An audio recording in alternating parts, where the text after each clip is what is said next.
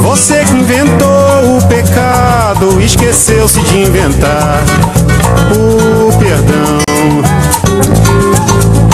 Apesar de você, amanhã há de ser. Bom, boa pedida aí, né, do Dr. Clayton Bach, Chico Buarque, né? Bom, o Dr. Clayton Bach é oftalmologista formado pela Universidade Federal do Mato Grosso do Sul em 2002, é médico, já foi representante dos médicos residentes da Santa Casa de Campo Grande, presidente da Associação Rondoniense de Oftalmologia e atualmente é vice-presidente do Conselho Regional de Medicina aqui do estado de Rondônia, o Crimero. O Crimero já realizou aí diversas fiscalizações, né? E a gente nesse bate-papo que a gente começa aí falando com o Dr. Clayton. Boa noite, seja bem-vindo aqui ao nosso Tempo Real. Bom, várias fiscalizações já foram feitas aí durante o ano de 2014. Como é que o Crimero está atuando nessas fiscalizações? Boa noite, Eduardo. Agradeço a participação. O Crimero ele tem por obrigação a defesa da sociedade, a defesa de uma prática médica de excelência para a sociedade. No âmbito do SUS, que é onde ocorrem os principais problemas, na verdade, a gente tem a obrigação de fiscalizar os hospitais, fiscalizar as unidades de saúde e mostrar para o gestor e para o Ministério Público para que, contando com a ajuda desses parceiros, na verdade, muitas vezes o gestor entende não muito como parceiro, mas é que a gente consiga melhorar, oferecer uma saúde melhor para a nossa população.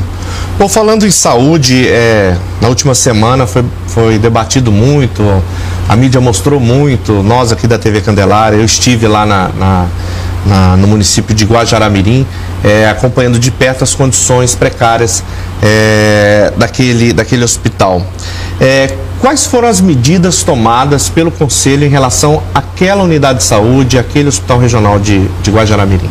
Então, o Crimero esteve lá em 2014 e constatou algumas coisas que foram mostradas realmente. A gente já tinha encaminhado aquilo lá para o Ministério Público há algum tempo para que medidas fossem tomadas. O centro cirúrgico encontrava numa situação tão precária, não tinha monitorização, não tinha carrinho de anestesia, não tinha a menor condição, na verdade, de funcionar como um centro cirúrgico, não oferecia a menor segurança para a população. Então a gente resolveu por interditar, fez a interdição ética, que fique bem claro, não é uma interdição como da vigilância sanitária, por exemplo, que fecha o local. Uma interdição ética de um conselho, ela impede que o profissional daquela área, no caso nossos médicos, trabalhem naquele centro cirúrgico. Acaba que, na verdade, inviabiliza o funcionamento do centro cirúrgico, por isso que repercutiu tanto a nossa interdição também. Hoje nós tivemos uma boa notícia, o secretário de Saúde ligou para a gente, falou que levou equipamentos para lá do estado, né? E que pede uma nova avaliação do Crimero para que a gente possa fazer a desinterdição caso realmente apresente condições, né, de funcionar como uma unidade de saúde. Bom, vocês estiveram lá, vocês constataram que o local não havia a menor condição de se fazer uma cirurgia ou de trabalho do próprio médico. A gente vê nas imagens que foram feitas lá em Guajará-Mirim. Hoje o secretário, uma força-tarefa com o governador do estado, eles estiveram lá e assim, muito rapidamente, vamos se dizer, numa tarde, eles já resolveram a questão do centro cirúrgico. Falta agora a autorização do Crimero e autorizar a realizações de cirurgias. Isso vai ser feito quando? A gente vai avaliar os documentos que eles vão mandar. Se for necessário, a gente vai encaminhar o conselheiro até lá para avaliar a situação do hospital e já desinterdita na mesma hora que constate o bom funcionamento do local.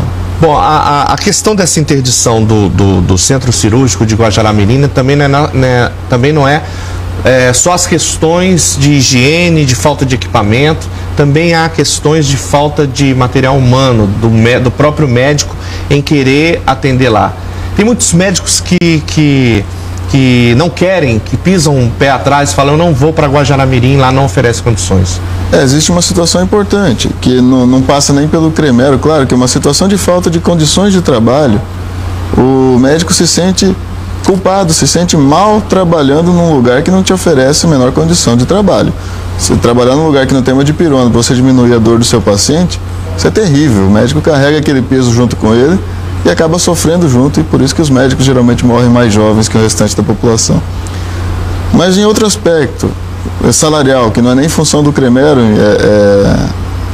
a trabalhar nessa área, mas a gente fala, por que falta profissional também?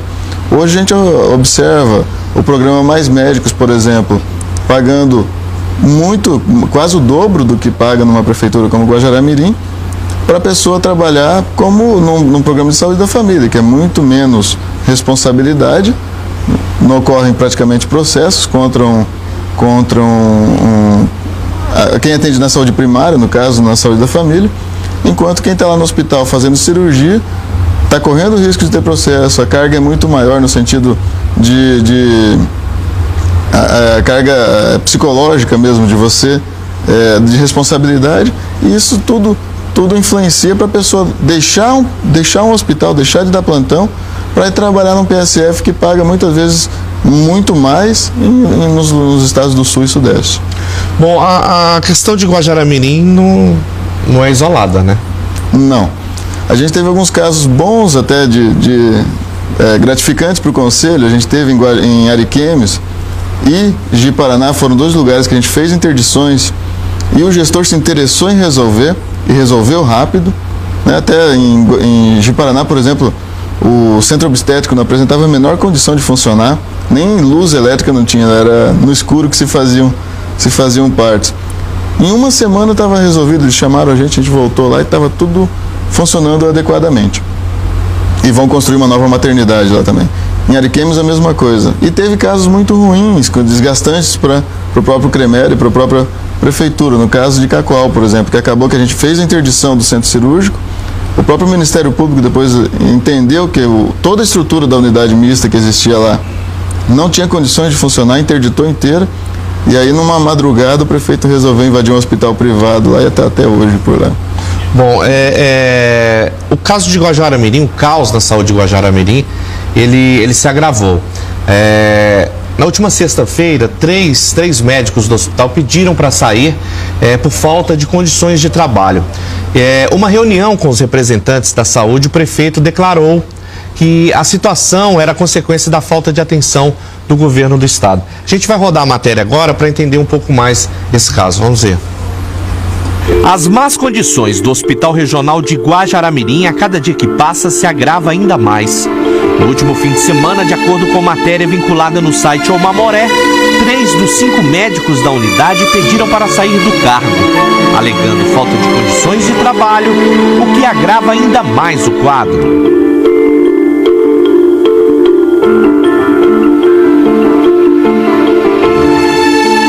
Sem realizar cirurgias há mais de 6 meses, o centro cirúrgico está interditado pelo Conselho Regional de Medicina do Estado de Rondônia, o Cremero, por não apresentar condições básicas de trabalho. As obras do prédio do novo hospital de Guajará-Mirim, segundo os moradores, está parada há vários meses e ninguém é visto no local. A placa mostra que a obra deveria ter sido entregue em maio do ano passado. E até agora, o que há é apenas uma construção abandonada. Em outra matéria divulgada nesse mesmo site, o prefeito de Guajará-Mirim disse em uma reunião com representantes da saúde do município que o caos instalado no hospital regional da cidade é de total responsabilidade do estado. Em um trecho ele diz: o governo do estado é o maior responsável pelo momento difícil em que se encontra a saúde municipal. A prefeitura hoje se encontra sozinha nesta batalha. Em entrevista à nossa equipe, o governador Confúcio Moura disse que todos os esforços para reverter o quadro do descaso da saúde em Guajará-Mirim estão sendo feitos. Nós já ajudamos a prefeitura na reforma e aquisição de equipamentos para o hospital antigo, que foi só uma melhoria temporária até que o hospital novo fique construído, que ele é admirável, é muito grande, bonito, e nós vamos ser parceiros de Guajará-Mirim. E eu vi pela imagem da televisão, a situação não está boa lá. É por isso que eu vou lá conversar com os vereadores, visitar os hospitais e encontrar alternativas. Bom, é bom deixar claro que esse hospital, ele é regional, mas é um município que tem, é responsável pelo município, né? O governador deixou bem claro que já chegou a ajudar o hospital, né? E se fosse ajudar todos os hospitais também ficaria difícil até pela demanda. O Cremero também fiscaliza obras ou não? Não. Nesse caso de Guajará-Mirim, não fiscaliza o local das obras? Só atuação profissional realmente, depois que já tem médico trabalhando dentro. Tá, vocês ficaram sabendo desses abandonos desses médicos na última sexta-feira? Sim, o fato é assim, o que tem se colocado, a Constituição no Brasil colocou as prefeituras numa situação dramática. Jogou no colo da prefeitura a saúde pública, que é muito caro. Se você investir muito, ainda vai faltar. Sempre vai faltar, porque é tudo muito caro em saúde. Então o que acontece? A prefeitura joga para o Estado, eu falaria, nem a culpa é do Estado também. O Estado investe a porcentagem que a Constituição determina em saúde. O problema é que o governo federal no Brasil retém todo o recurso. Todo o recurso. Para quê? Para que os prefeitos, os governadores e todo mundo fique na mão do Executivo Nacional para fazer moeda de troca. Infelizmente, hoje, a política no Brasil funciona como moeda de troca. E aí você consegue fazer uma gestão relativamente boa quando você é aliado do presidente ou consegue algum deputado e senador para votar favoravelmente alguma coisa do presidente. Se você não conseguir, infelizmente, você está abandonado. E o que a gente observa no município que tem uma renda pequena, um recurso pequeno da FPM, de todos os outros recursos que ele não consegue gerir a própria saúde, não consegue sequer bancar uma escala de plantonistas, médicos, enfermagem, para que tenha alguém atendendo pelo menos todos os dias. Isso, o recurso de saúde da maioria dos municípios não é suficiente para isso. Além da falta de recursos, você acha que também a falta de boa vontade do gestor? Já que nesse caso de Guajará-Mirim a gente viu muita sujeira, um sabão, uma água ali, talvez resolvesse um pouco a situação. É que aí chega aos limites que a gente vê na televisão, né? Chega aos pontos, aí já é exceção, não é? A limpeza, por exemplo, é uma coisa que não precisa de grandes recursos para se fazer. Isso aí depende da boa vontade realmente do gestor. Não é essa a questão. A questão é assim, para gerir realmente a saúde a gente precisa modificar a Constituição. Precisa dar responsabilidade para o governo federal. Tem um grande movimento já no Brasil que 10% do PIB seja investido em saúde e hoje nós chegamos a 3 a 4%. Infelizmente, o recurso é limitado, ocorre muita corrupção, a gente sabe disso, muita corrupção de todos os profissionais envolvidos, gestores inclusive. Tem que diminuir a corrupção, mas também o recurso é pequeno. Bom, quais são as principais barreiras que o Crimeiro enfrenta na hora de fiscalizar um hospital de esporte? É a questão da vigilância sanitária, que anda junto com o município, anda junto com o Estado, é parceria com o Ministério Público, como é que funciona? Então a gente precisa de parcerias. Na verdade, o Crimeiro ele tem uma limitação de poder, digamos assim. O poder do Crimeiro é sobre o médico. Então a gente pode, no caso como aconteceu em Guajará, por exemplo, a gente impede o médico de trabalhar num ambiente que não oferece segurança à população. Agora, se tivesse o auxílio da vigilância, por exemplo, para chegar e ver uma barata dentro do centro cirúrgico, por exemplo, e falar, não, isso aqui não está em condições de funcionar porque está sujo. E no Ministério Público, isso é fundamental, porque a função do Ministério Público até se confunde com a do Crimeiro mesmo, que é a defesa da sociedade para que ofereça melhor qualidade de saúde ao nosso povo.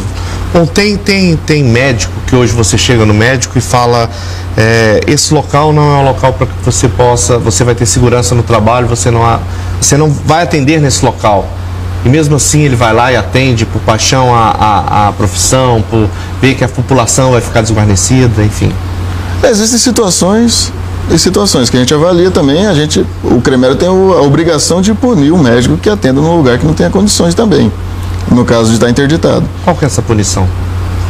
Processo ético, aí pode até ter cassação de diploma. Já teve gente aqui no estado que foi cassado diploma? Não. Por isso ou não? Se você avalia uma situação, tem um caso de emergência e o único local seria aquele centro cirúrgico ali para fazer, você tem que fazer. Não tem tempo de chegar em Porto Velho, por exemplo, e transferir o paciente. A gente sabe que em Guajará, por exemplo, tem outro hospital filantrópico prestando assistência ao SUS, que dá condições, tem centro cirúrgico adequado para realizar cirurgias. Então a população não ficou desassistida nesse aspecto. A gente tem muito critério também para fazer uma interdição, porque muita gente pergunta para a gente, e o João Paulo? Não tem condições, aquele paciente no chão ali é um absurdo. Realmente eu concordo, mas aí o que a gente vai fazer depois de interditar o João Paulo? Até a justiça no outro dia provavelmente vai desinterditar, porque é a única coisa que o Estado tem. Isso que é o triste, você vê gestores, há quantas décadas o João Paulo é o único local para ser levado um paciente grave, em Rondônia, e está naquela situação até hoje. Isso é uma falta de responsabilidade de quantos gestores aí, há quantas décadas, né, que a gente pode falar. Não é de agora. E agora que falaram em construir um novo hospital, que começou a construção, e nesse período, até a construção desse novo hospital, esses anos, a gente vai continuar desassistido com esse João Paulo nessa situação que está. Isso que é o dilema que a gente tem. Bom, a situação do João Paulo você citou agora, o que poderia ser feito de imediato para que isso amenizasse essa situação? É difícil. É uma pergunta difícil de ser respondida. O que poderia ser feito? Realmente, parceria com hospitais públicos seria uma coisa emergencial, com hospitais privados, desculpa, seria uma coisa emergencial que ajudaria muito a desafogar o João Paulo, tirar os pacientes do chão, né? Teve a construção recente, há aproximadamente 2 anos, de uma UTI, que também é uma coisa emergencial e deveria ser provisória, uma UTI que fica isolada, a AME, fica isolada do hospital a mais de 2 quilômetros do João Paulo, em que o paciente, para ter qualquer avaliação, para fazer qualquer exame, ele é obrigado a ser removido em ambulância e levado até as unidades que têm condições de realizar as avaliações. Isso é ruim para um paciente que está numa UTI, ser transportado constantemente. Então é uma coisa que deveria ser provisória, que provavelmente vai ficar aí por anos, e a nossa população sofrendo. Isso. Existe dentro do Conselho de Medicina, vamos se dizer assim, um ranking dos estados com piores qualidades da medicina, qualidades de se ter hospitais. Existe esse ranking dentro do CREMERO? Vocês fazem essa avaliação? Quem fez recentemente, até interessante, o Tribunal de Contas da União fez uma avaliação em todos os estados. É interessante que eu vi essa apresentação lá em Brasília. A primeira foto que apareceu foi de Rondônia, Hospital João Paulo II. É interessante que choca, aquilo ali não é uma coisa que... A primeira vez que eu vim de outro estado, aproximadamente 10 anos, a primeira vez que eu entrei no João Paulo foi isso aqui. Não acredito que eu estou no lugar, parece guerra. Eu acho que assim, nenhum soldado na guerra é tratado daquela forma, porque eu acho que a dignidade, apesar do esforço que os profissionais ali oferecem, a enfermagem e os médicos, é uma situação assim degradante. Você vê uma pessoa deitada no chão ou acompanhante embaixo da maca, porque realmente não tem espaço físico, não tem a menor condição de funcionar como um hospital. Como funciona hoje, o único hospital de pronto-socorro do estado. Tem hospitais piores no estado? Já que vocês andaram aí? Vimos coisas assim bem assombrosas. O hospital, posso falar que o hospital de Ariquemes esteve numa situação bem difícil, passou por uma reforma recente, mas ainda não tem adequação total. E vários hospitais aí que a gente vê, realmente a unidade mista de Cacoal, por exemplo, é uma estrutura até pior que a do João Paulo, e foi fechada pelo Ministério Público. A gente precisa rever muita coisa, e realmente a gente teve uma eleição conturbada até há 2 anos atrás no CREMERO, 1 ano e meio atrás. Não imaginava que a missão fosse tão difícil, e realmente é muito difícil. A gente muitas vezes se encontra sozinho no campo de batalha, porque os outros meios aí parece que já desistiram. O Ministério Público mesmo parece que já está anestesiado de tanto ouvir não, porque a verdade é que você vai, faz um relatório consistente, entrega para as autoridades e nada é feito. Eu tive agora recente, só para citar a ponta do Abunã aqui, são coisas que é inimaginável você colocar como gestor, se você pensar como gestor, colocar seu agente a uma assistência daquela forma. Em lugar como União Bandeirantes, por exemplo, o paciente é obrigado a tomar soro, por exemplo, embaixo da árvore. Eu tive lá, eu vi essa situação. É uma situação que a gente não aprende isso numa faculdade de medicina, é uma coisa que você não vê. Você é obrigado a sofrer tudo isso para poder começar a ficar anestesiado também e achar que isso é normal. Essa que é a grande preocupação, que os médicos não achem que isso é normal. Não é normal.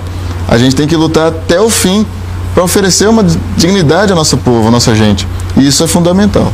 Vocês só fiscalizam quando há denúncia, ou o CREMERO tem uma política de mensalmente ou por trimestre fiscalizar os hospitais do estado? 2014 foi nosso primeiro ano no Conselho, então a gente fez um apanhado das principais regiões do estado e conseguiu fazer aí mais de 130 fiscalizações. Esse ano a gente pretende implementar, fazer muito mais e fazer círculo por todo o estado. A gente pretende passar por todos os municípios em 2015 com os conselheiros, né, que são 40 conselheiros. Desses a gente pretende espalhar pelo estado para fazer realmente o que tem que ser feito, pelo menos para mostrar. Bom, além da interdição do Centro Cirúrgico de Guajará-Mirim, durante essas 130 fiscalizações, teve outro lugar que foi interditado no estado? Teve em Ariquemes, Ji-Paraná, Cacoal, que são os lugares que estavam com maiores problemas. A maioria dos lugares a gente conversa com o gestor e fala as adequações necessárias que são resolvidas. Quando realmente não tem a menor condição de funcionar e tem algum outro meio de fazer, por exemplo, em Ji-Paraná a gente interditou o centro obstétrico, mas em compensação a gente conseguiu que os partos fossem realizados no centro cirúrgico, por exemplo, nesse período. Porque a gente não pode também deixar a população desassistida, que seria pior do que o caos é o nada. Né? Esse que é o nosso grande dilema, como eu estava falando do João Paulo agora há pouco. Em relação às UPAs, como é que está a questão das UPAs hoje no estado? A UPA, há um ano atrás, ela sofria com a falta de médicos crônica, né? Eu já cheguei a ver em uma das UPAs, na UPA Zona Sul, apenas um médico atendendo toda a demanda. E ele estava numa emergência, a população pressionando, ameaçando invadir aquele caos todo. Conseguiram contratar vários novos profissionais durante o ano, só que o problema da UPA não consegue fixar profissionais. Por quê? É um trabalho estressante, extenuante, pouca gente consegue, gosta daquilo para falar, vai viver para o resto da vida. O salário é muito desinteressante, é metade do que se ganha no Mais Médicos, por exemplo, para trabalhar, que eu estava falando, no PSF, que é muito mais tranquilo. E a pressão é constante, falta de segurança, não tem policiamento. O policiamento em Rondônia tem falta de efetivo, isso já é uma realidade, todo mundo sabe. Então não tem policiamento para a segurança dos profissionais e dos pacientes que ali estão. Então realmente é um lugar muito pouco atrativo para se trabalhar. Hoje nesses locais, nas UPAs, também falta muita questão de medicamento, né? Falta medicamento, é outra questão que eu estava falando no começo. É difícil você trabalhar num lugar que não tem condição de você oferecer o mínimo ao seu paciente, que a UPA, se falar, o mínimo que você pode fazer num pronto-socorro é tirar a dor do paciente. E às vezes falta de pirona até, que é o medicamento de início aí num quadro de dor. E isso é muito desgastante, realmente ninguém consegue ficar muito tempo trabalhando dessa forma. O CREMERO também age em denúncias feitas pela população? Sim, a denúncia pela população é até a principal. A função do CREMERO é atender a população realmente, né? Mas só na questão do médico, na questão de infraestrutura? Se tiver denúncia de estrutura, claro, é importante, até mais importante para a gente poder embasar nossa fiscalização. A gente precisa realmente que a população fale para a gente o que está acontecendo também. Nós não temos condições de estar em todos os lugares o tempo todo. Tem muitas denúncias em relação a UPAs? Em relação a UPAs, menos, porque geralmente o paciente vai ficar grave quando ele já for para o João Paulo. Né? As denúncias em relação aos profissionais são poucas, até porque a população acaba entendendo que o ato que eles fazem é quase de heroísmo, de fazer muito num lugar que oferece muito pouco. Então, geralmente as denúncias são depois de o paciente já ficar muito tempo internado, já está no João Paulo, geralmente. Né? Bom, depois que é apresentada a denúncia dos pacientes, da população em geral, isso demora muito tempo para ser solucionado? Como é que funciona? Depende da denúncia. Se for em relação à estrutura, em relação a condições de infraestrutura, vai para o setor de fiscalização. A gente tem um departamento no conselho responsável pela fiscalização. A gente tem o Leonardo, que é um conselheiro, que vai nomear algum outro conselheiro para fazer a fiscalização. E se for em relação ao ato médico, se tiver algum questionamento em relação à atitude do médico, aí vai para o setor de corregedoria, onde será primeiro, isso é importante que seja dito, é como se fosse um processo judicial normal. Primeiro vai ser instaurada uma sindicância, onde um conselheiro vai reunir preliminarmente provas ou não, para ver se há indício ou não de alguma infração ao Código de Ética Médica. Isso é outra coisa que é importante que fique claro. Não é uma instância civil, ali não vai ter indenização, por exemplo. O objetivo ali é avaliar a atuação do médico e, se houve falha depois da sindicância, vai se virar um processo, e esse processo pode resultar ou na absolvição, claro, ou em 5 níveis de punição, que a última é a cassação. A gente fala, no conselho tem a pena capital, né? Tem a pena de morte, que é a extinção do diploma. Não adianta mais o indivíduo fazer medicina, que ele nunca mais terá registro em nenhum conselho. Bom, muitas pessoas da comunidade elas sempre falam que a classe médica é uma das classes mais unidas em relação a um erro médico, todos os médicos ficam unidos. O Crimero, ano passado, quantas fiscalizações foram feitas do próprio conselho com os próprios médicos? Houve médicos punidos, teve cassação de registro, enfim. Então, é importante que uma coisa fique clara. A população que entenda, a função do conselho é a punição também do médico. Claro que nos julgamentos a gente teve casos de punição, sim, mas para ser punido o médico, tem que ter tido a causa, ele tem que ter causado algum problema, tem que ter agido com alguma falha em relação ao Código de Ética Médica. Nem toda morte existe falha do médico, e muitas vezes a gente não está mais acostumado com a morte. Em partos, por exemplo, se a gente perguntar para nossas avós, em torno de 30% das mulheres ou das crianças, ou os dois, morriam em parto. Nos anos 40, 50 era normal, era natural. E hoje a gente vê um caminho inverso do governo querendo colocar as pessoas a serem atendidas na própria casa, né? Fazer o parto domiciliar, falando que é humanizado e tal. Isso é desconsiderar a evolução da medicina. O que a medicina pode oferecer, que deu tanta segurança, né, para reduzir taxa de mortalidade materno-infantil a níveis próximos de zero. Mas a gente sabe que não é zero. Por quê?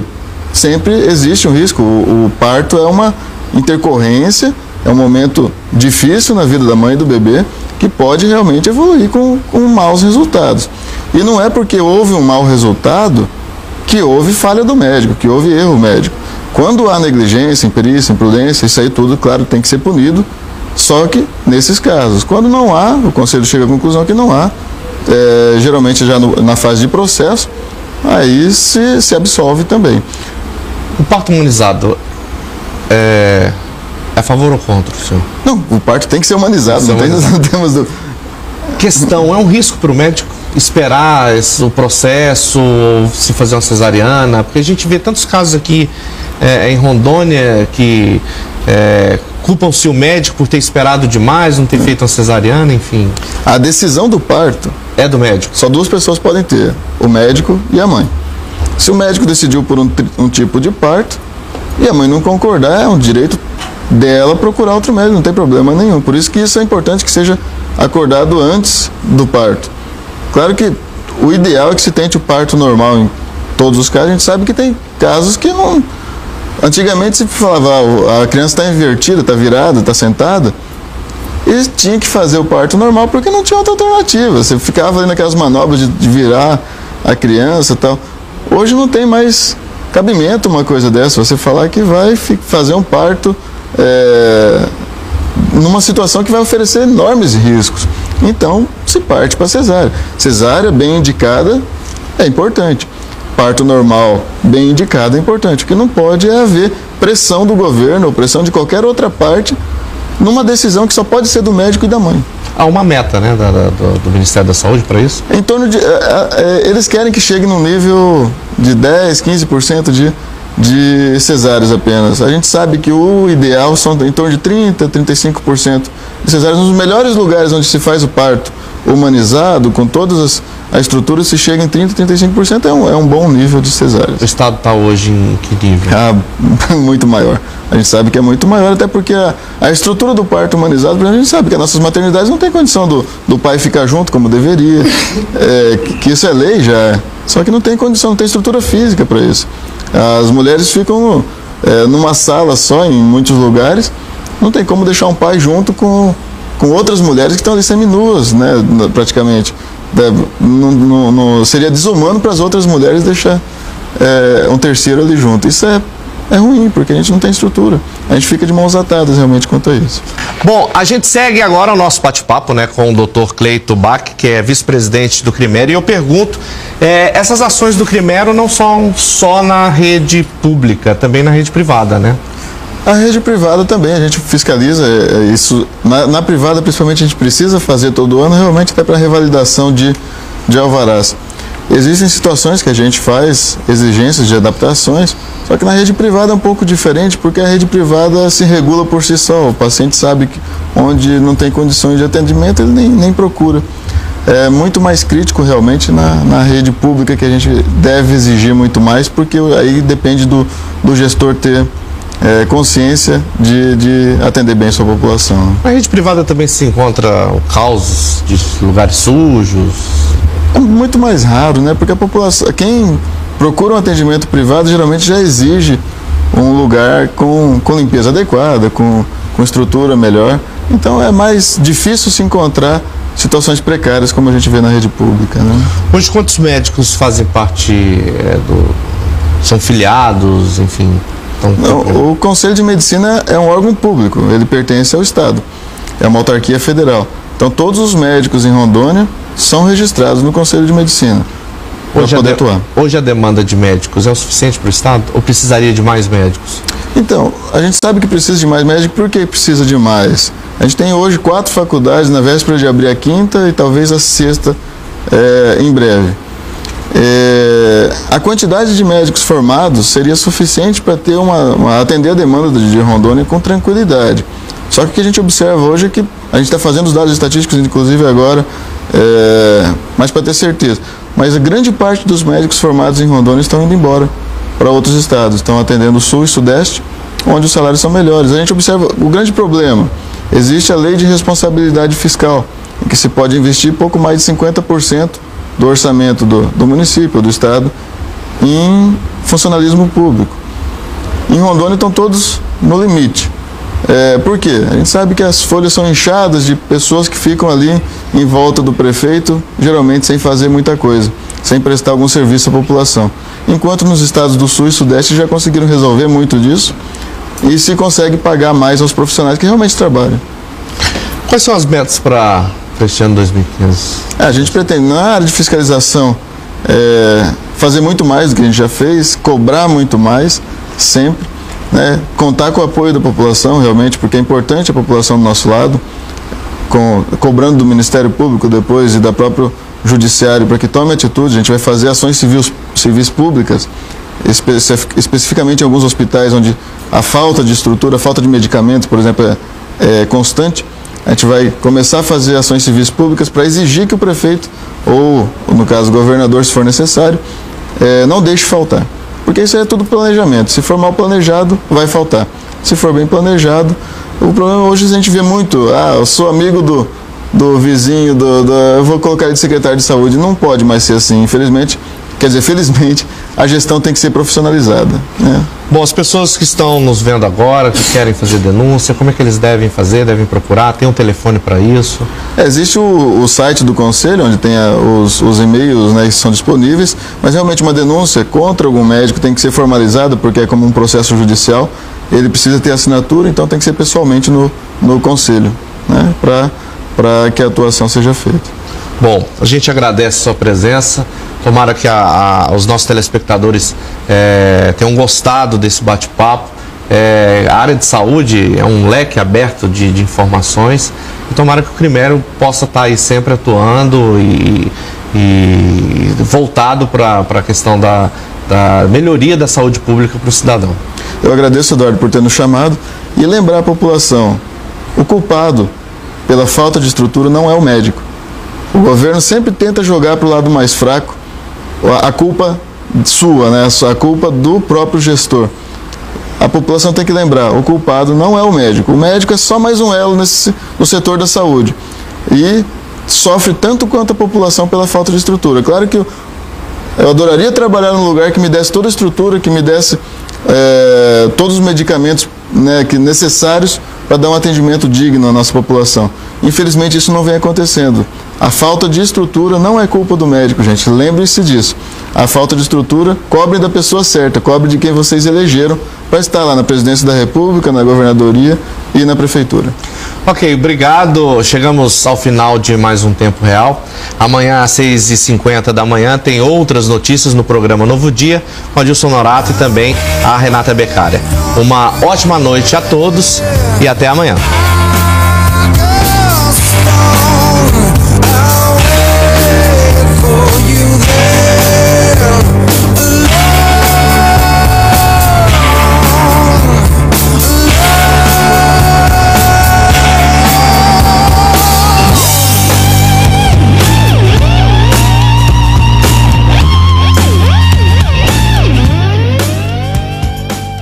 tempo real.